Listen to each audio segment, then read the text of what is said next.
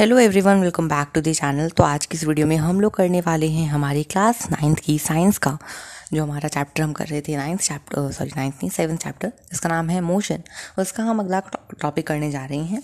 तो distance and displacement के बारे में मैंने आपको पहले भी बताया था, बट हम लोग अब डिटेल में इसको एक बार पढ़ लेते हैं, मतलब इसकी डेफिनेशन वगैरह। तो डिस्टेंस क्या होता है? The total path length covered by an object from the initial position to the final position is called distance. Displacement क्या होता है? The shortest distance between the initial and the final position.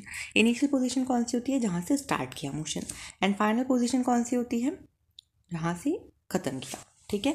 तो distance क्या होता है? Actual length जो cover करी है। And displacement shortest distance. जैसे अगर आप लोग इस वाले क्वेश्चन में देखो तो यहाँ पर ये ए पॉइंट से शुरू किया इस लड़के ने चलना और ए पॉइंट पे ख़त्म किया। अगर हम डिस्टेंस निकालें तो इसका डिस्टेंस आएगा 16। कैसे? एरिया के सर्कमफ्रेंस, मतलब रेक्टेंगल के सर्कमफ्रेंस का फॉर्मूला लगाएंगे 2 इंटू में L plus B. 2 into L plus B करेंगे तो फिर आ जाएगा हमारे पास 8 टू ज़ा 16। ठीक है, 8 टू ज़ा 16। लेकिन डिस्प्लेसमेंट की अगर हम बात करें तो उसका इनिशियल पॉइंट भी यही था, फाइनल पॉइंट भी यही, यहीं से शुरू करके यहीं पे ख़त्म किया। कोई भी शॉर्टेस्ट डिस्टेंस ट्रैवल किया ही नहीं है, इसलिए डिस्प्लेसमेंट कितना है? 0 है। ऑल्सो डिस्टेंस कभी भी 0 नहीं हो सकता है, लेकिन डिस्प्लेसमेंट 0 भी हो सकता है, नेगेटिव में भी जा सकता है। ठीक है।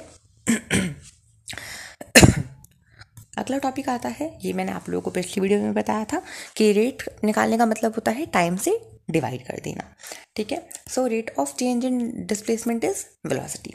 सो वेलोसिटी क्या होता है? The rate of motion is more meaningful if we specify its direction of motion with speed which is termed as velocity. तो इसको हम कैसे समझ सकते हैं कि जब स्पीड के साथ साथ डायरेक्शन भी आ जाती है तब उसे हम वेलोसिटी कहते हैं। ऑल्सो मैंने आप लोगों को पिछली वीडियो में वेक्टर और स्केलर के बारे में बताया था, वेक्टर क्वांटिटी और scalar quantity. Velocity is a vector quantity. ठीक है। Displacement is also a vector quantity. Displacement को हम लोग डिनोट करते हैं, डिस्टेंस एंड डिस्प्लेसमेंट दोनों को ही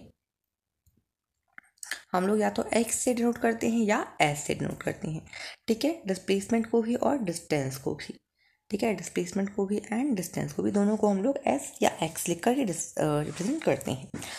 एंड वेलोसिटी को और स्पीड को दोनों को ही वी से।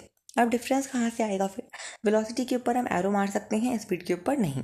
सिमिलरली डिस्प्लेसमेंट अगर हम लिख रहे हैं तो फिर ऐसे एरो मार करके लिख सकते हैं, लेकिन डिस्टेंस के लिए सिंपल। बट लेकिन हम लोग वैसे ज़्यादा एरो वगैरह लगाते नहीं हैं। ठीक है, नॉर्मली ही लिखते हैं। तो इसका फॉर्मूला क्या होता है? डिस्प्लेसमेंट अपॉन में टाइम वेलोसिटी का फॉर्मूला होता है। एंड एवरेज वेलोसिटी कैसे निकालेंगे? टोटल डिस्प्लेसमेंट अपॉन में टोटल टाइम। अगला आता है acceleration. So it is the rate of change of velocity. Okay, the quantity which specifies change in velocity is acceleration. Acceleration क्या है? It is the change in velocity of a body per unit time और the rate of change of velocity. Formula क्या है? Change in velocity upon में time. अब देखो, velocity भी दो टाइप की होती है, एक होती है इनिशियल वेलोसिटी और एक होती है फाइनल वेलोसिटी। फाइनल वेलोसिटी को हम वी से डिनोट करते हैं, इनिशियल को यू से। अब ये इनिशियल वेलोसिटी क्या है? तो जिस पॉइंट से मोशन स्टार्ट हुआ है उस पॉइंट पर कितनी वेलोसिटी थी उस ऑब्जेक्ट की, उसे हम लोग कहते हैं इनिशियल वेलोसिटी। और फाइनल वेलोसिटी क्या है? जहाँ पर मोशन एंड हुआ है उस जगह पर उस ऑब्जेक्ट की कितनी वेलोसिटी थी उसे हम फाइनल वेलोसिटी कहते हैं। फिर अगला आता है uniform and non uniform acceleration. So uniform acceleration में क्या होता है? जब velocity equal interval of times में इक्वली चेंज होती है तब उसे हम कहते हैं uniform acceleration. And non uniform acceleration में क्या होता है? जब वेलोसिटी जो है वो अनइक्वल इंटरवल्स ऑफ टाइम में चेंज होती है। ठीक है। इस वीडियो में हम लोग इतना ही देखेंगे। अगली वीडियो में हम लोग देखेंगे displacement time graph, velocity time graph, इन सब के बारे में। ठीक है, तो मिलते हैं नेक्स्ट वीडियो।